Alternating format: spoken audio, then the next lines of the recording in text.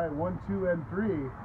Hey everybody, it's Beau from Beau'd NOT Broken. We got a little authentic urban living here. We're out here in Daybreak. I'm with Josie, and as you all know, actually yesterday when I was with DB and Buddha doing their little podcast, they wondered about you. They had seen a couple of things that we've done, liked them, and it was pretty cool. So anyway, it's kind of cool. It's nice to be here with her today.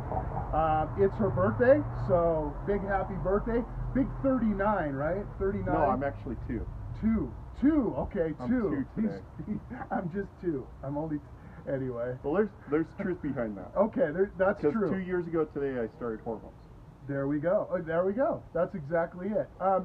As most of you have seen over the last couple of years or few years, I've had Josie on talking about her transformation and some of the things that have gone on.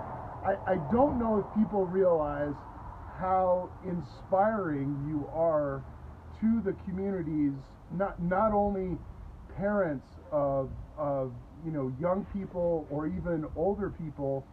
I get people reach out to me all the time and ask me, hey, when are you going to have Josie back on? Because, it's not that rare. I guess what I'm trying to say is, for a loving community and for us as humans, things like this happen. And we've talked about, let's really kind of highlight really quick, I always obviously allow you to talk about, you knew that something needed to happen, or you knew something was different about your gender at an early age, right? I've known my entire life, yeah. I told my mom at 7 I was a girl, and that was the first time she had beat me. Right. But so yeah, I've known my entire life. I can remember 5, 6, somewhere in there, praying, dear God, please fix my body. Right. I didn't understand, but I knew I wasn't right. Right.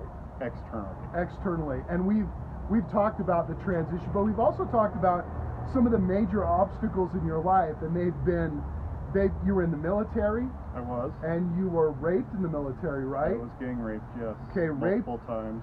Raped in the military. You were an excellent baseball player. A minor league, right? Minor league baseball player. I did, yes. Okay, well, don't laugh, because not too many people get to be, in the minor leagues. Well, for me, it was a way to hide, though. Oh, okay. It wasn't a love of this. Well, I guess I fell in love with it, but it really wasn't that, because I got to hide behind the catcher's mask. Right. My mom would allow me to grow my hair out and let me perm the back. Oh, well. And that was the only time of year that I could do it. So for me, I got to hide, I got to grow my hair out, and I had a horrible temper, and I was able to let that out at the same time. So it was a win for me. Right. So let's move on. So you've been on hormones for a while. 2 years. Okay, and then what was next part of the next transformation? I legally changed my name and gender last April. April 3rd, matter of fact. And then I did have breast augmentation last August. Okay. And now on Monday. On Monday is going to be a first for Utah. For Utah, right? Yes. A first. What will you be? I mean, we don't have to worry about FCC. We don't have to worry about anything. What are you going to be doing?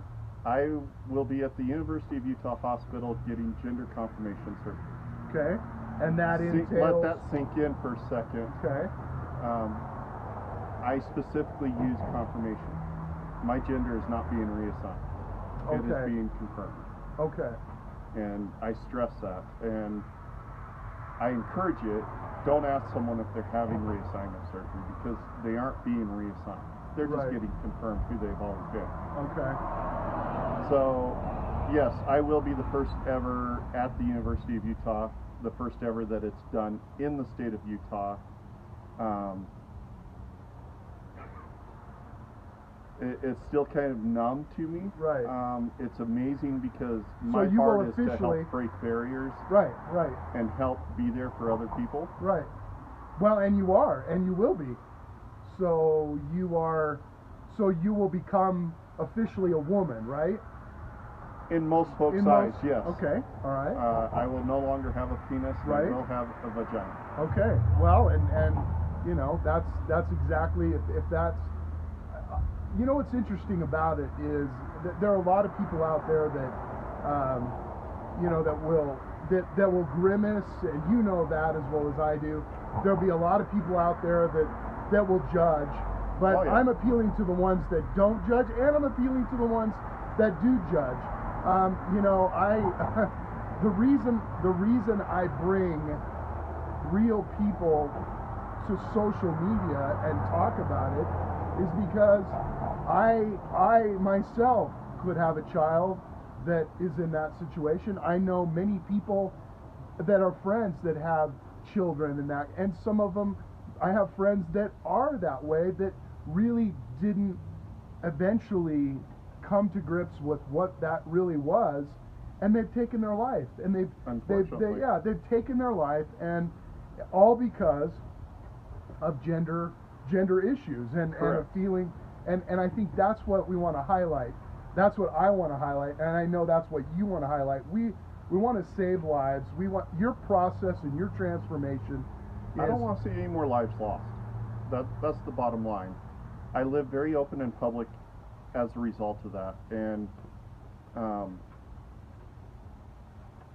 I hate hearing about suicides, because what it is, it's not someone being selfish, it's someone broken inside. Right. For me, my suicide attempts, I was just dying inside. I didn't know how to live. Didn't matter what was going on around me. I didn't know how to live, and that's where it was easier to just go ahead and say, let me die. I'm already dead inside. And that's what I want to try and get out there, is there is hope. Doesn't matter where you're at, there's hope. Who was there for you to be able to do that? I guess what I'm trying to get at is, are there real good, reliable resources for people, not only gender issues, but you know, whether are there good resources? There are. They are getting better and better. I guess we call it the LGBTQR community. PQS. You know what? I break this stereotype. Am I trans? Absolutely. Am I proud to be part of the LGBT community? Absolutely. But in the end, let's get rid of the damn labels. Okay. Let's throw it out. We're people, and that's the thing. As long as we want to keep labeling people, we're going to keep having these arguments and this separation and this fear of people. Oh my goodness, that's a trans person. I can't be near them. Well, you don't know me. How do you know you can't be near me? Right. Throw it back at you, law enforcement. It's a label. People hear that, and you're then they get Once a cop, always a cop. Then they get standoffish. Right. Let's get rid of the damn labels. Right. We are all people. Labels are for cans, like I've posted before. That's what they're for. They're for cans. But as far as the resources, yes, they are great resources out there, and they're getting better. Any specific ones that somebody that might be watching that could reach Suicide out to? Hotline is the biggest one. Okay. Are there any groups or friends within that community that, you know, I know it's big here on Facebook. There's some communities on Facebook. There are. I know people can reach out to you. Absolutely. If they want to, and I'm sure you have friends. The whole idea of this is to keep building this network of people that can help people in certain situations. You know, for me, I recommend that you reach out. The Pride Center has counseling. Every school has counselors. Okay. If you need a counselor, call the suicide hotline. They will get you in touch with one. I know religious gets a bad taste, especially a lot of times here in Utah. Right. But don't hesitate to reach out if that's someone that you trust. That is the key. Right. Reach out to someone that you trust. If you aren't trusting them, you aren't going to be open with them. Okay. And then it doesn't matter how great they are, you aren't going to be receptive to the help. Right. And that's the thing is, like when I was going through my suicide attempts, it wasn't a matter of I didn't have someone I could have reached out to. I did,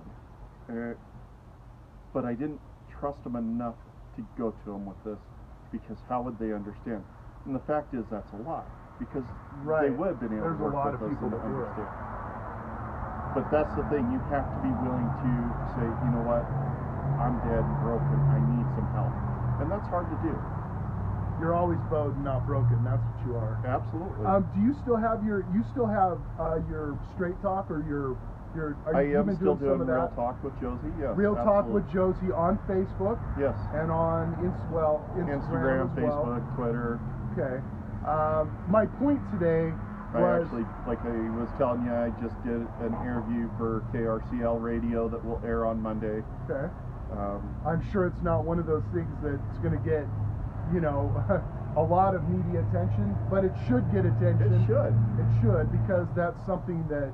To me, I'm sad that local media hasn't picked up, because as a trans, we no longer have to leave our home to go get the surgery we need. Right, and again, a one of a kind here in Utah, the first of many to come. The first of, so you're kind of a pioneer there. Do you have a lot? Do you know folks that will, after your surgery, will be involved in some surgeries or think about? So I do know, and currently there are 13 people in the process of getting on the list for this surgery, and here in Utah. You know, before I flew out to Chicago, saw a surgeon there. People fly to California. I know someone here that's going to Texas, Canada, Pennsylvania, because the option hadn't been here. Right. And, you know, the community we live in is not necessarily the most open to trans. Right. It's gotten a whole lot better. But for the University of Utah to step up and say, no, we care about these people, and we see need, and we see that we need to do it, to bring surgeons in, to send surgeons out to get them trained. I can't praise them enough. I really can't. You had a comment here. What a beautiful... I don't normally read comments, but I just want you to know. It says, Josie, we do have to agree with everything. I only wish you all the best. And let me very genuinely speaking, Christian there. And I saw another one here. It said, such a strong and beautiful person. Thank you for putting your message on and all that kind of stuff. So that's got to help you feel a little bit better. To. Yeah. You know, one of the questions I get asked a lot, and I want to bring this up, is what is it to be trans? The best way, and I don't even know where it came from, just kind of found this answer the other day. Put yourself in the middle of a packed room where you're elbow to elbow. Okay. But you're in a costume. Everybody sees you, everybody's talking to you, everybody's acting like they know you, but at the same time, inside that costume, you're going, this is not who I am. Right. You do not know me, and you feel absolutely alone. Well, and understood. Definitely. I know there's some loud stuff going on. Definitely understood. And you know what's interesting and admirable is you finally, you know who you are. You knew who you were, and that's really the message we always try and portray on Beau'd Not Broken, is learn to know who you are. Live authentic. And be genuine about what's going on. And you'll live a happier life. Oh, so much happier. So on that note, that's what brought my oldest daughter back in my life. Really? That's awesome. She is finally fully back in my life at this point. She is supportive of my surgery. Oh, that's but awesome. Her comment to me always is, I support you because I see how happy you are. You know? That's what it... You can't ask for a better compliment. Well, and to have your child who, you know, societal pressures of a child, you know, having a mom that's, you know, that way. Yeah. You know, having a parent. Yeah, that's transgender. interesting. You know, that barrier's getting broken, which is great. And, you know, that goes along with what I always speak. You know, love each other. Reach out to each other. Don't hesitate to ask someone, are you okay? But if you ask, be willing to listen for a response. Don't just say it. Don't make it a greeting or a passing. A lot of great comments up here, and you can read them as we go on. Anything else you want to add? This is really about you and anything you want to say. We'll come back with Josie as she rehabilitates and all that kind of stuff. It'll be a long process. Be a long process, but we'll definitely come back and speak to her again, because you really are a great example to many, that not just because you're going to have this surgery and all that stuff. It's just your mindset, your inspiration. That's what's important. I think that's what connects with people when they watch this kind of stuff. And that's what I hope, and I'm always open to questions. I tell people, ask me anything you want. Making a deposit at the bank and the teller is asking me about the surgery and the details of it. Nice. I don't care. I always have the right to say no, I won't answer that question. Sure. But I've taken a choice right now where majority of the time I answer it, because that's how people are going to get educated. That's how people are going to look at us as anyone else and know that it's okay to be around us. We have our own struggles. I mean, everybody does. It doesn't matter who you are. It is okay to be around her. This is our third or fourth or maybe fifth interview, and I think the world of you. I am so glad that you share your story, and it's not. It should be seen by everybody, as many people as can see it. Yeah, and please help get it out there. I want my message shared. You can't be afraid of loving, even though love's not reciprocated. And for me, I love unconditionally with people, and that's my heart. That's why I share what I share and why I speak. And it's not just about transgender. Suicide hits home. I live with a survivor tattooed right on my arm. I attempted suicide many times. So when I see people going down that road, there's a fire that comes up inside me. One of my friends, I love her to death, just got the wrath of me last night because I wanted to just kick her ass with where she was going. And, it's out of love, because I know there's hope. It doesn't matter if you're 10 or if you're 45 or older. It's never too late to live authentic. It's never too late to make a change in your life. And it's never too late to make sure that people around you know they're loved. I think that's the end. Good luck. Good luck to you, and we wish the best. We love her to death, and we want all the best for her. And your story I have a feeling your story is going to be picked up by a whole lot more than just my little stuff. And I know you had a radio, but I'm hoping that it does, because here in Utah there are some great people that don't judge. So I'm hoping that it gets out even more. And don't take that wrong. I mean, there's amazing people all across the board. Yeah, there are. So heed that message, zip this backwards, and listen to that last minute of what he said.